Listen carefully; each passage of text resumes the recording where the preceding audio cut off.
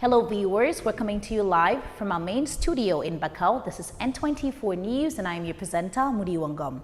Thank you for joining us. Coming up in the next minutes, the Gambia's ambassador to the United States office is empty for now as Dauda Fadera, Gambia's ambassador to the US, dies in his late 50s. The European Union held its final report and recommendation press conference on the Gambia's December presidential elections. In sports, Gambia's women team set to play AFCON second leg in Banjul against Cameroon. On the international front, Australia has finally reopened its borders to international visitors since COVID hit the country again. Meanwhile, Nigerian airstrike kills 7 children in Niger State after army says it targeted bandits. These and more to feature in today's bulletin. Stay tuned.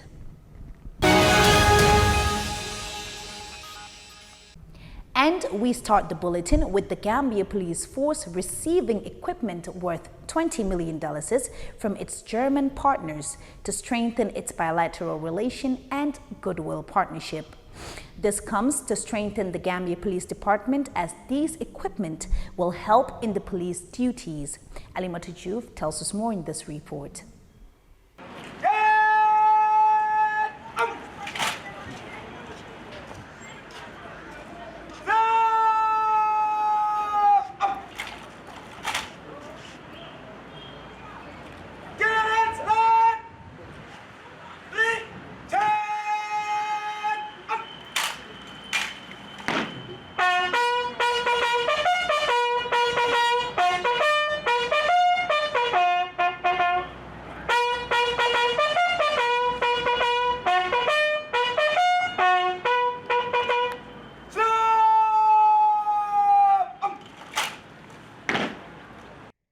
The Gambia Police Force received a donation of 3 riot vans, which includes the inauguration of new car park as part of the project by the German Police Support Team at the Police Intervention Unit.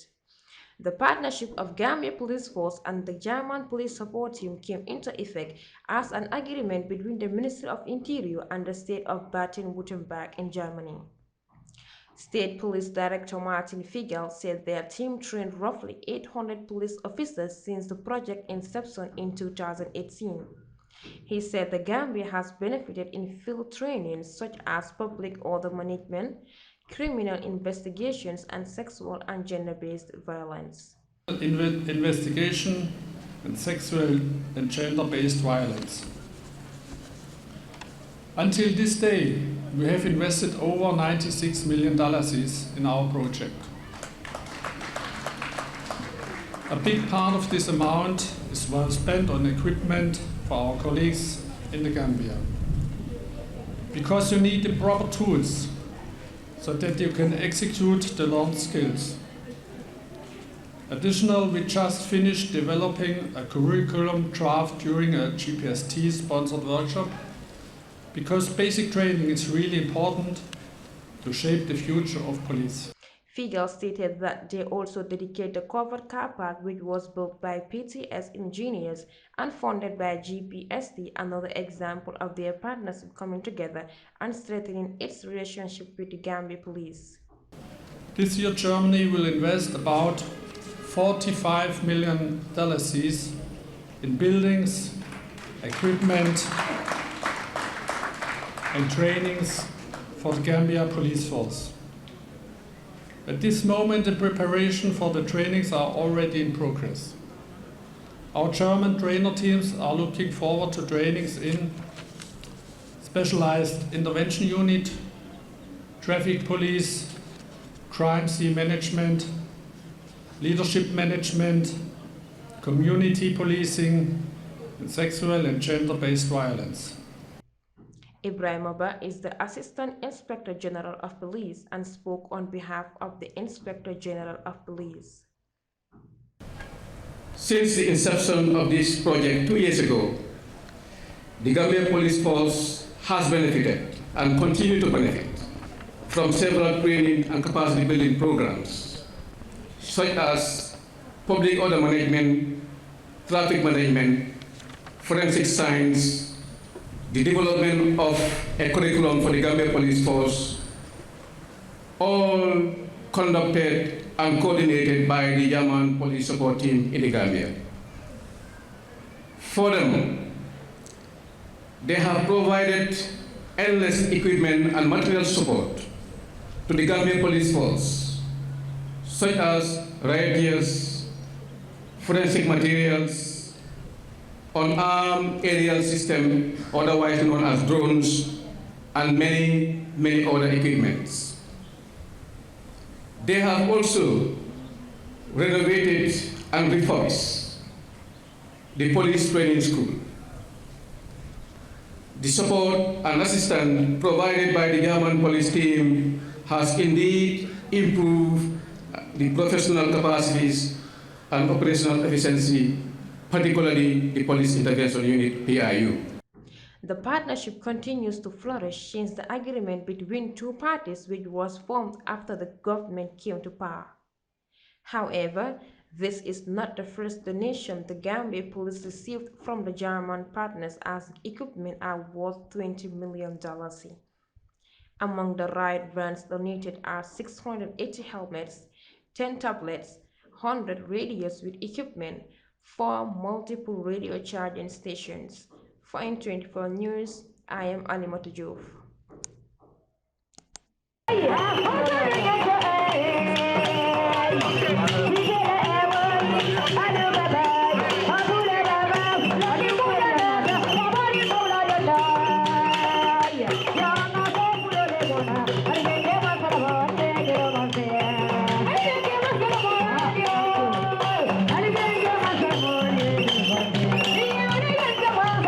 The Gambia's ambassador to the United States, Dauda Fadera, has died at the Edward Francis Small Teaching Hospital on Sunday.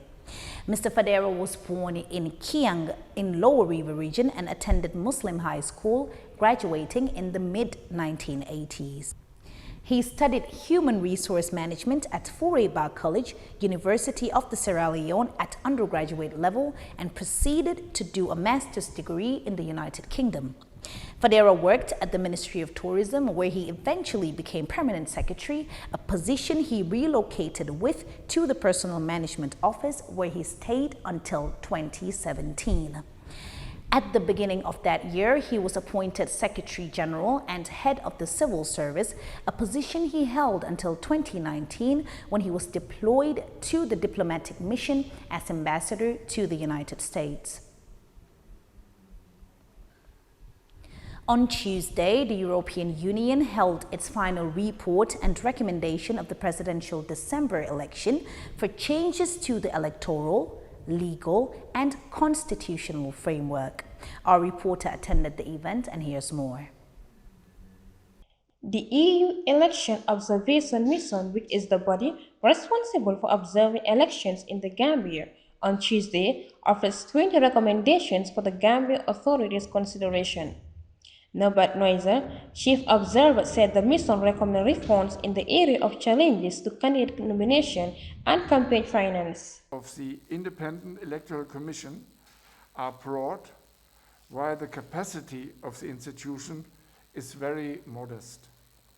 Structural reforms is required, particularly in the creation of legal and gender divisions within the institution. Improvements in communication and transparency are recommended to facilitate better engagement with stakeholders. Importantly, the independence of the IEC is not protected under present constitutional arrangements. Legal reform is required to comply with regional and international standards. Chief Observer Noise added that for the first time, registration figures were disaggregated by gender and age. Women comprised 57% of registrants, while young people between 18 and 35 comprised 58%.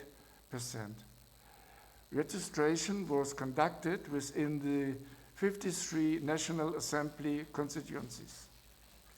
The diaspora was not included, despite a 2021 Supreme Court ruling upholding the obligation of the IEC to register them. The IEC announced that just 6 nominations had been accepted. The other 15 aspirants had been rejected. There had been a brief period of public scrutiny during which objections to candidacies could be made by voters. Interested parties, however, were granted access for just 5 minutes. This exercise was not meaningful, as voters did not have a real opportunity to scrutinize the documentation and gather the information required to make grounded objections.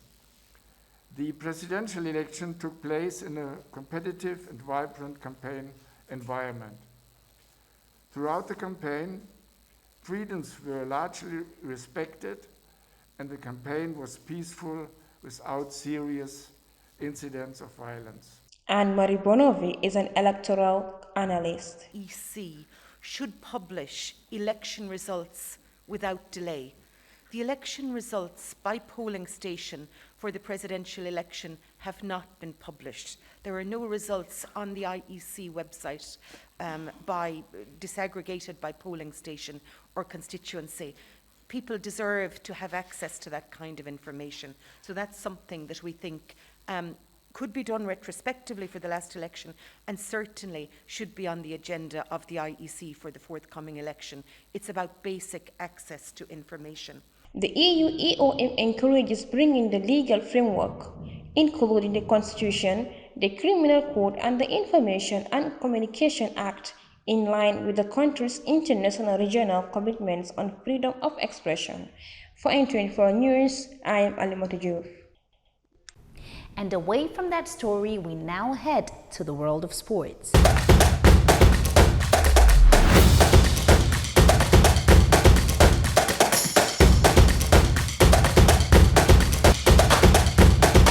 First, in the world of WBC, Dillian Whyte has signed a contract to fight WBC heavyweight champion Tyson Fury just hours before the deadline.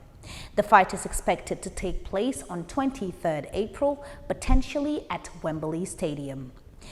Whyte, 33, had until 6 o'clock GMT on Tuesday to sign, but had spent the weekend and Monday negotiating details of the deal. Away from WBC, let's now look at the football world.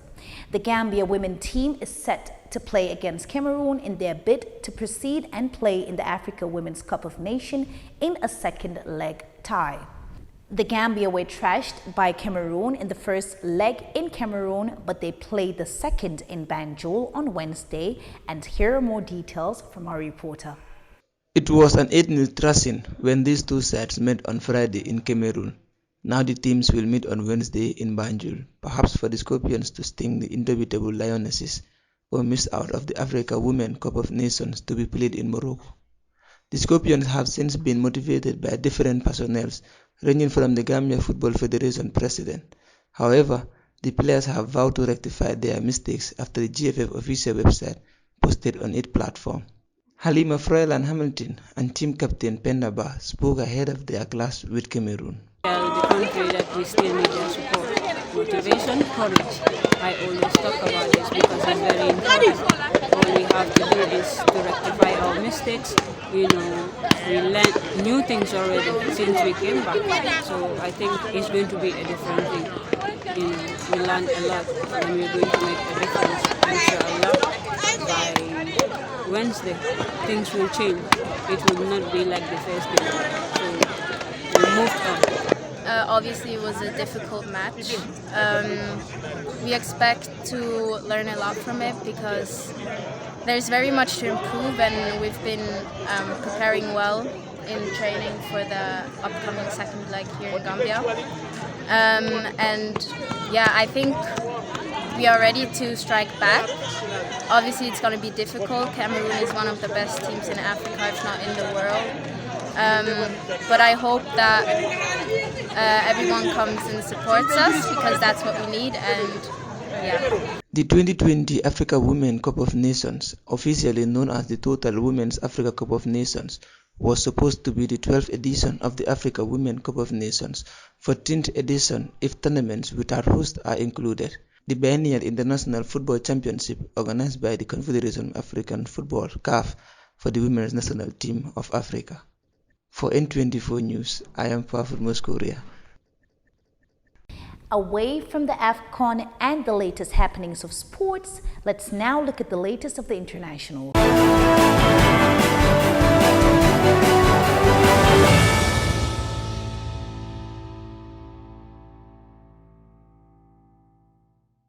Seven children have been killed in Niger State in an airstrike by Nigerian army targeting bandits, a local governor and state media have said. 5 more were hurt in the apparently accidental strike, the governor of Niger State's Maradi region told AFP. Governor Shaibu Abubakar said 4 were killed instantly and 3 died on their way to the hospital. State TV said the attack happened in Nakadi village. Nigerian officials said an investigation has begun. Mr. Abubakar said the victims' parents were attending a ceremony and that the children were probably hit by the airstrikes while playing. Since its border closure from international visitors, Australia has finally reopened its border to internationals after loosening some of its COVID-19 rules. Viewers, I'm afraid that's all the time we have for today's bulletin. Join us next time and enjoy your favorite N24 RTV.